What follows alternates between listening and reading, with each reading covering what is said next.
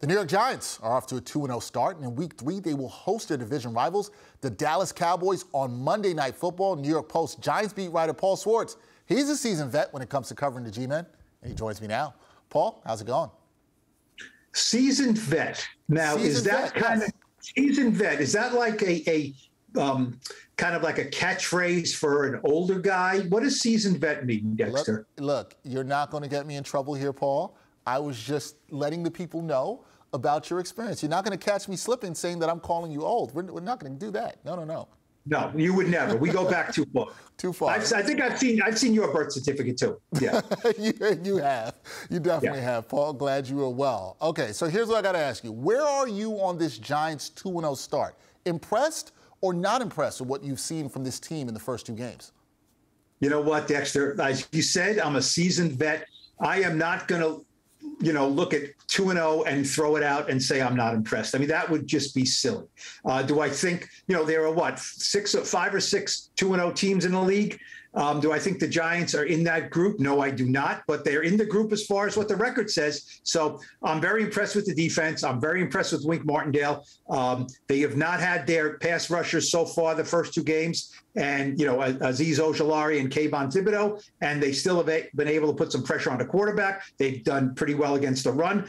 They've prevented long plays over their heads, and they've kept teams out of the end zone. So I'm very impressed with that. How can you not be impressed with Saquon Barkley? Among the league leaders in rushing, certainly looks in form or maybe better than ever. And I'm impressed with Mike Kafka, the offensive coordinator, as far as his versatility, the way he's stuck with the run, certainly against the Panthers last week when they did nothing in the first half. He stuck with the run. It, provided great dividends for them. And I'm sort of impressed that Daniel Jones has avoided big mistakes, big turnovers, and has made plays at the end of both games to win games. So am I overwhelmed, and have I changed my position 100% on this team this season? No, I have not. But look, 2-0 is 2-0. So, I mean, first time since 2016 they've been 2-0. I'm not going to, you can't throw that out. There you go. That's a response I expect from a seasoned vet there. That's definitely the response there. Now, you talked about the offense, Paul. Last week struggled. Graham Gano, he was the real MVP for Big Blue in the game. So do you like the offense to perform better this week? Would you take the Giants over or under 2 touchdowns in Week 3? That's a good number, because they're scoring 1 touchdown a game. They've scored 6 points in the first half of the 2 games combined. So there has not been a lot of touchdowns. I will say this before I make the prediction. If it's not over, they're going to lose, I think, because I don't think they can, unless Graham Gano, kicks 6 field goals and they get 2 touchdowns and 5 or 6 field goals, that would be great. But, until I see it, I'm going under. I think they can score 2 touchdowns until they can score 3 touchdowns in a game. Look, the passing attack has been rough, Dexter, right? Kadarius Toney is not going to play again, it looks like.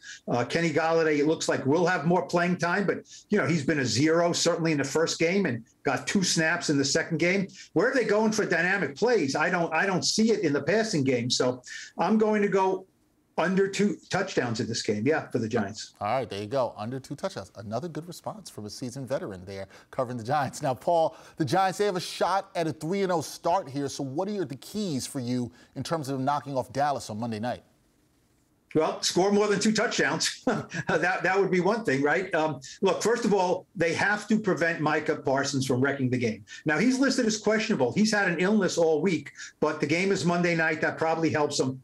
Dexter, the guy has 4 sacks in 2 games and 17 sacks in his first 18 NFL games. He can wreck the game. The Giants will probably rue the day that they passed on this guy in the draft. They did. The previous administration had questions about him as a pass rusher and as a guy. So far, there are no questions about him as a pass rusher. I mean, he's the best the league has seen in a long, long time. I'm not buying this Lawrence Taylor talk, but he is terrific. You cannot discount what he does. He'll be an Evan Neal, the rookie right tackle. I think he'll get a lot of Micah Parsons and the interior guys. So they got to stop him from wrecking the game. They can't stop him. They have to hope to contain him. They really do. Otherwise, they have to make Cooper Rush beat them. I mean, this guy's 2-0 in his career as a starting quarterback. And Wink Martindale said, the guy has something. The guy is an NFL starter. But let's face it, the guy is a career backup. He's no Dak Prescott.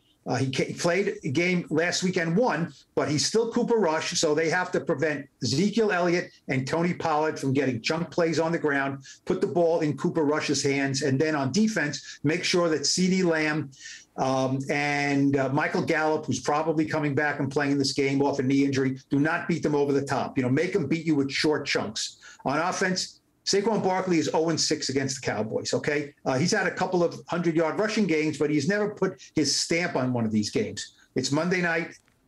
The nation will be watching. The world will be watching.